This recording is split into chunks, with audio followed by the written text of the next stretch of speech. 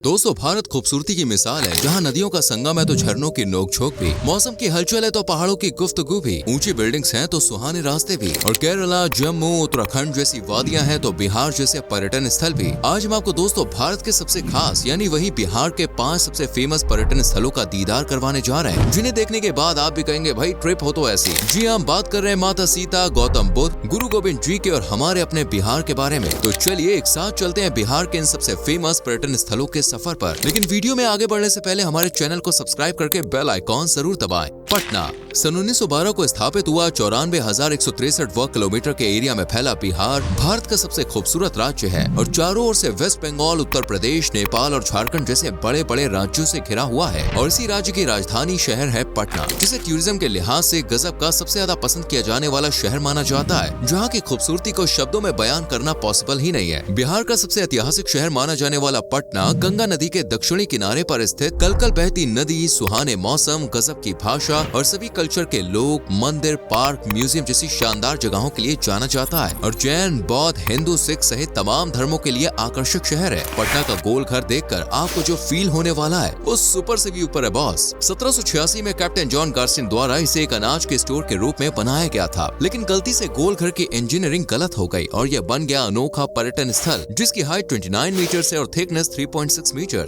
ऊपर पहुंचने के लिए 145 सीढ़ियों को चढ़ने का कष्ट भी है, लेकिन ऊपर पहुंचने के बाद जो नजारा होता है ना, आय हाय हाय, मजा ही आ जाता है। पटना के इतिहास, कलाकृतियां, कल्चर और प्रेजेंट की कुछ अनोखी चीजों से रूबरू होना है तो कदमों को घर की जगह पटना म्यूजियम की तरफ मोड़िएगा, जहां 50,000 से भी ज्यादा दुर्लभ कला वस्तुएं यानी आर्ट मौजूद है। 1917 में बने इस म्यूजियम में सुंदर प्रतिमा, राजपूत वास्तुकला, मुगलों के बारे में जानने को मिलेगा और भारतीय कलाकृतियां भी देखने को मिलेंगी। वहीं ज़ेब्रा, हिरन, बारहसिंगा, मगरमच्छ, भालू, हाथी सहित दूसरे जानवरों के दर्शन करने हैं तो संजय गांधी बोटेनिकल गार्डन सबसे बेस्ट है, जिसे 1969 में बनाया गया था। पटना का सबसे प्रसिद्ध धार्मिक स्थल है पतन देवी टेम्पल, जिसे हिंदुओं के सबसे पवित्र मंदिरों में से एक माना गया है, क्योंकि पौराणिक कथाओं के अनुसार मंदिर 51 शक्ति पीठों में से एक है और यहाँ माता के शरीर से दाहिनी जांघ का हिस्सा गिरा था। जबकि महावीर टेम्पल में बैठे हनुमान जी की लीला भी अपरंपार है, क्योंकि देश के कोने कोने में बसे मंदिरों में इस मंदिर को सर्व प्रमुख माना गया है, जहाँ संकट मोचन हनुमान जी अपने भक्तों की हर समस्या को दूर करते हैं। बस दोस्तों, पर्यटन स्थलों में पटना के जलन म्यूजियम को भी स्किप नहीं किया जा सकता, क्योंकि यहाँ 10,000 से ज्यादा कलाकृतियाँ मौजूद है। ओरिएंटल लाइब्रेरी की तो बात ही निराली है, ऊपर से यहाँ इस्कॉन टेम्पल भी है, इसलिए हिंदुओं के लिए पटना तो सबसे बेस्ट है।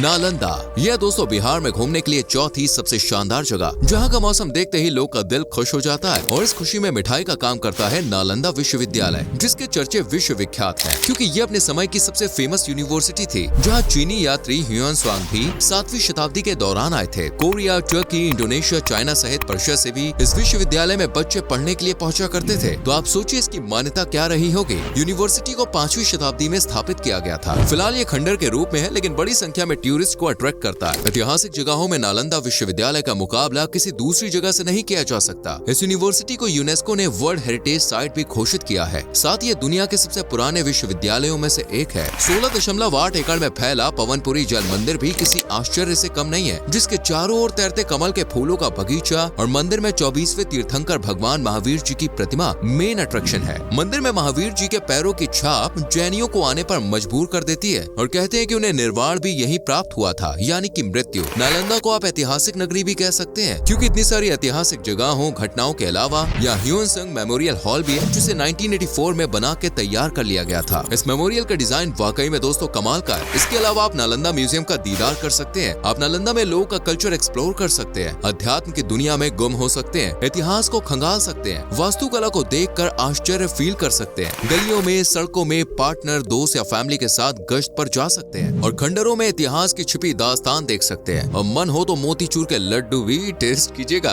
बौद्ध गया, वैसे अगर आप बिहार में भगवान बुद्ध की सबसे बड़ी प्रतिमा देखने जा रहे हैं तो बॉस ये आपको मिलने वाली है बौद्ध गया में, जिसकी खूबसूरती, वास्तुकला और अद्भुत कारीगरी में हर कोई डूब जाता है। लगभग 80 फीट ऊंची ये प्रतिमा सच में दोस्तों नायाब है, जिसे 1989 में दलाई लामा द्वारा बनवाया गया था और ये देश की सबसे ऊंची मूर्तियों में से एक है। लेकिन इस प्रतिमा के अलावा भी फाल्गु नदी के किनारे बस इस शहर में काफी कुछ है, जैसे महाबोधि टेम्पल, जिसे 2002 में यूनेस्को ने वर्ल्ड हेरिटेज साइट का दर्जा दिया था। वैसे इस मंदिर में भी गौतम बुद्ध की बड़ी सी प्रतिमा मौजूद है। बिहार से सिर्फ 100 किलोमीटर दक्षिण पूर्व में जाना है और बस अपनी वास्तुकला, इतिहास, कला, परंपरा के लिए बोध गया आपके सामने होगा। इसी शहर में 500 ईसा पूर्व में महात्मा गौतम बुद्ध जी को फाल्गु नदी के किनारे ज्ञान की प्राप्ति हुई थी, इसलिए बुद्धिस्ट लोगों के लिए शहर सबसे खास है। दोस्तों, यहाँ पर बोधि ट्री भी है जहाँ गौतम बुद्ध जी को ज्ञान की प्राप्ति हुई थी। वहीं थाई मोनेस्ट्री भी है जहाँ सोने के टाइल से ढकी घुमावदार छतों का अनमोल जाल देखने को मिलता है, जिसे देखकर आपकी आंखों में गजब की चमक उठेगी। इसी तरह रॉयल भूटान मोनेस्ट्री भी है। बस फर्क ये है कि यहाँ पर सोने की छत नहीं है, लेकिन इसे भगवान गौतम बुद्ध को श्रद्धांजलि के रूप में बनवाया गया था। शहर से लगभग 15 किलोमीटर की दूरी पर 1972 में जापानीज टेम्पल का भी निर्माण किया गया था और ये भी भगवान गौतम बुद्ध के उपदेशों की नक्काशी का प्रतीक है। शहर के आर्कियोलॉजिकल म्यूजियम में तो आप गौतम बुद्ध और बुद्ध धर्म से जुड़ी अनेकों मूर्तियां, आर्ट, खुदाई में मिले सिक्के, बर्तन वगैरह सभी चीजें देख सकते हैं। साथ ही नागार्जुना केव, विष्णुपद टेम्पल, टेरगर मोनेस्ट्री, बोध गया multimedia museum, Taiwanese temple, Karma temple सहित और भी काफी कुछ देख सकते हैं। राजगीर दोस्तों, बोध गया के बाद भी पैसे बचा के रखिएगा, क्योंकि सबसे कमाल टूरिस्ट प्लेस है राजगीर, जिसे घूमने के लिए सबसे बेस्ट जगह माना जाता है, क्योंकि यहाँ पर रहस्यमय चट्टानी पहाड़ियाँ, घने हरे भरे जंगल, गुफाएं, झरने, वादियाँ और लुभावने आध्यात्मिक स्थल है, इसलिए इसे one of the best tourist place of Bihar माना जाता है। राजगीर नगर को बौद्ध धर्म, जैन धर्म और हिंदू धर्म तीनों से जोड़ के देखा जाता है। राजगीर को देवताओं के निवास के रूप में भी जाना जाता है, जो लगभग 3000 साल पुराना है। शहर की सबसे खास बात यह है कि इस जगह पर भगवान बुद्ध और भगवान महावीर ने अपनी जिंदगी के कुछ खास पल बिताए थे और ये 7 राजसी पहाड़ियों से घिरा हुआ है। यहाँ जाने वाले टूरिस्टों की संख्या में दोस्तों हर साल बढ़ोतरी होती है, इसलिए मेरे हिसाब से आपको भी एक बार तो राजगीर का दीदार जरूर करना चाहिए। घूमने की बात करें तो वेन्यू वेन बेस्ट ऑप्शन है। इसके बाद आप जा सकते हैं गिरिधर रखता, जिसे देखने के लिए पहाड़ी पर 400 मीटर चढ़ना पड़ता है, लेकिन एक बार चढ़ गए तो गजब का नजारा और गिद्ध चोटी का दीदार देखने को मिलेगा। ये पहाड़ी छोटी जरूर है, लेकिन सबसे खास है क्योंकि गौतम बुद्ध जी ने यही सबसे पहले प्रचार किया था। इसी पहाड़ी पर विश्व शांति स्तूपा के नाम से फेमस जापानी स्तूप भी है, जिसे बनवाने का क्रेडिट जापानियों को जाता है और यहाँ पर काफी शांति है। वैसे अगर आप एडवेंचर के शौकीन है और कोई भी काम सीधी तरह से करना पसंद नहीं करते हैं, तो बॉस राजगीर रोप वे की सैर जरूर करना, जिसे भारत के सबसे पुराने रोप वे में से एक माना जाता है और 1000 से ज्यादा फीट की ऊंचाई पर रोप वे में बैठकर शहर के हरियाली, वादियां, घर मकान देखने का जो मजा है ना, वो वाकई में सबसे हटके और लुभावना है। इसके अलावा आप यहाँ पर Bimbisar jail, Virayatan Jain museum, 40 kilometre लंबी साइक्लोपियन दीवार, सन भंडार केव और सप्तपर्णी केव जैसे दूसरे पर्यटन स्थल भी देख सकते हैं। सन भंडार केव में गौतम बुद्ध की प्रतिमा है और कहते हैं कि राजगीर की पहाड़ी पर दक्षिणी ढलानों पर स्थित इसी गुफा में बिम्बिसारा का खजाना है। एक बात तो बताना हम आपको भूल ही गए, आजकल राजगीर अपने ग्लास ब्रिज के लिए पूरी दुनिया में छाया हुआ है। इस ग्लास ब्रिज की मदद से आप सुंदर सुंदर पहाड़ियों का आनंद उठा सकते हैं। इसके अलावा राजगीर में घूमने के लिए जू सफारी भी है, तो हुआ ना